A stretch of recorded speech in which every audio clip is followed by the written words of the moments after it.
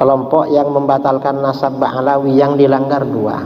Yang pertama, melanggar otoritas ulama, karena mereka tidak mengindahkan, tidak menghargai pernyataan para ulama dulu yang mengatakan sahih.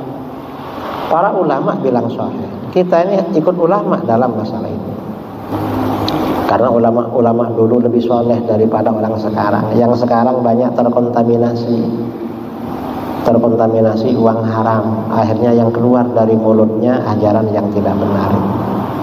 Jadi kita nggak perlu ikut-ikutan itu nasabnya paling sahih. Dan yang menyebarkan Islam ke negeri kita memang keluarga para habaib dulu. Wali Songo di Jawa itu keluarga habaib, karena mereka dari Sadah Ba'alawi. Termasuk Wali Songo kan rutenya dari Hadramut, kemudian ke India, dari India ke Uzbekistan, dari Uzbekistan ke Jampa, lalu ke seluruh Nusantara.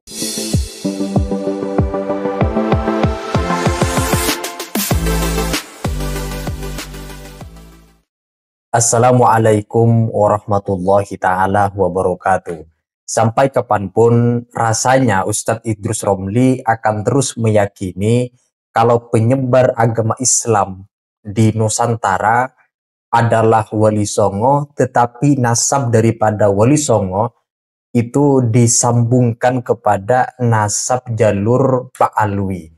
Karena beliau, Ustadz Idrus Romli, mempunyai beberapa literatur dan kitab-kitab yang beliau yakini selama ini.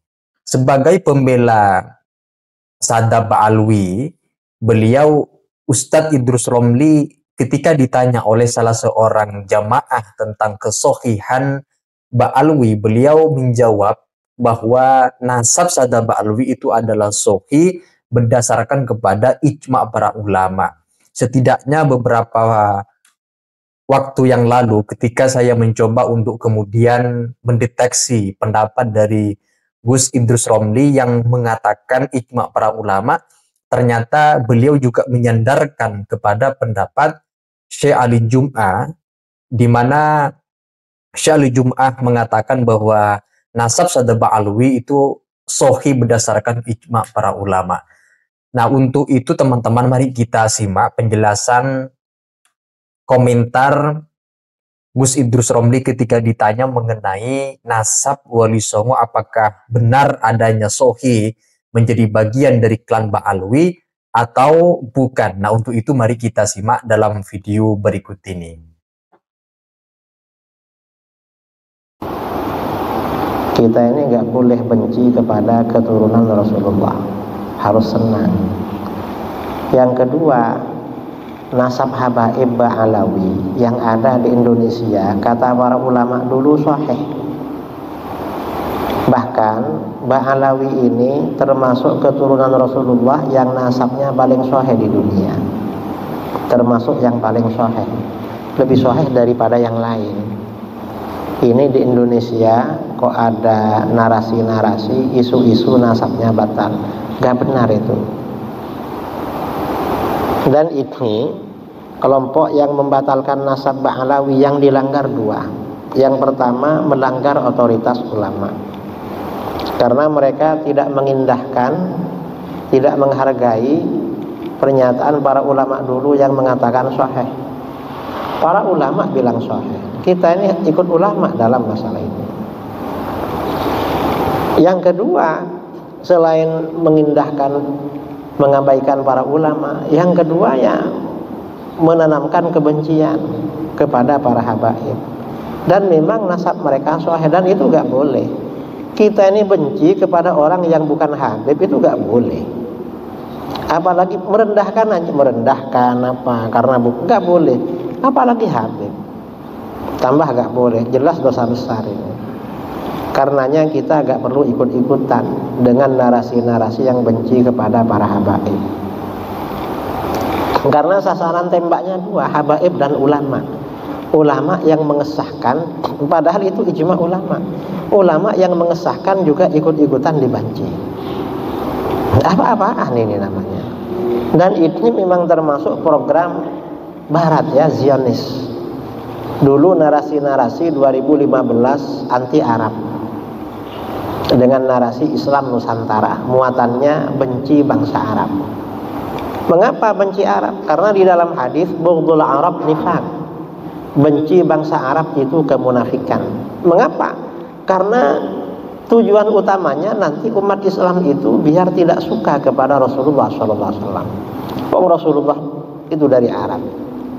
Kemudian setelah narasi benci Arab ini tenggelam, diganti dengan narasi baru, benci habaib.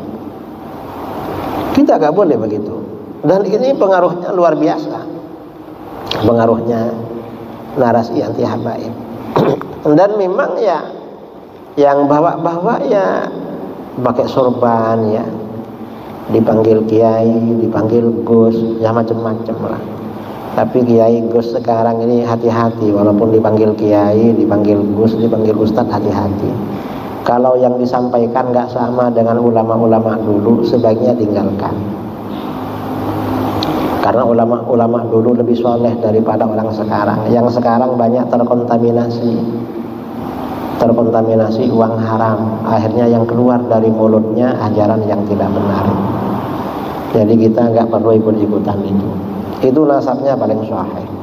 Dan yang menyebarkan Islam ke negeri kita memang keluarga para habaib dulu.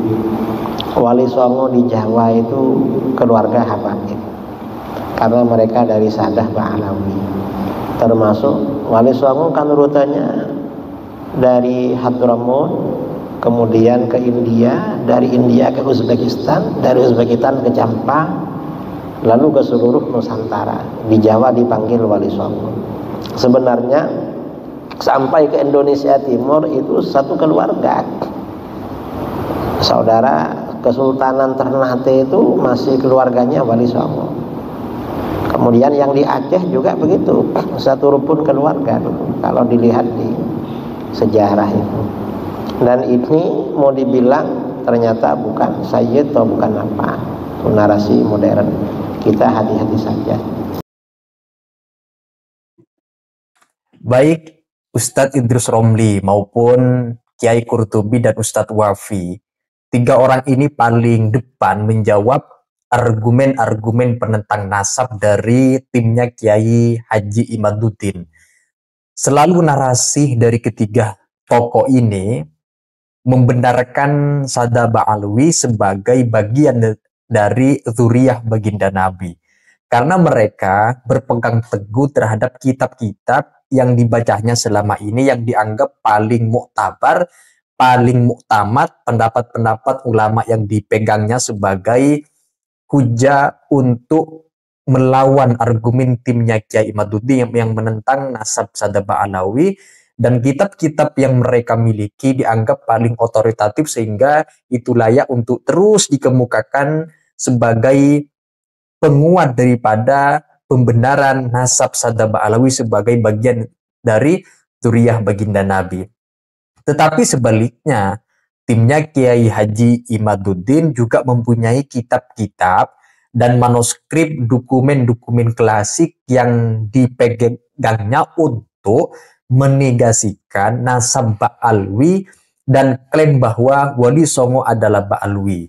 Di samping misalnya Naat yang mempunyai sejumlah manuskrip-manuskrip tentang Wali Songo yang sudah dinyatakan secara jelas oleh oknum-oknum yang berada di dalam organisasi Naat, ternyata nasab daripada Wali Songo itu tidak berjalur kepada Sada Ba'alwi. Nah, itu saja teman-teman, kalau ada yang ingin disampaikan terkait dengan penjelasan komentar dari Gus Idrus Romli yang barusan kita simak, silakan tulis pendapat-pendapat kalian di kolom komentar. Sekian dari saya. Wassalamualaikum warahmatullahi wabarakatuh.